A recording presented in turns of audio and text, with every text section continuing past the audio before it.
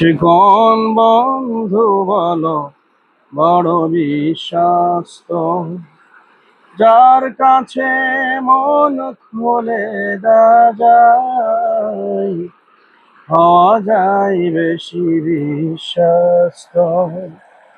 শিকন বন্ধু বলো বড় বিশ্বাস তো, যার কাছে মন খুলে কথা বলা যায়, যার কাছে মন খুলে দেয়া যায়, হওয়া যায় বড় বিশ্বাস তো। তার নাম আহমদ, বড় বিশ্বাস তো। তার নাম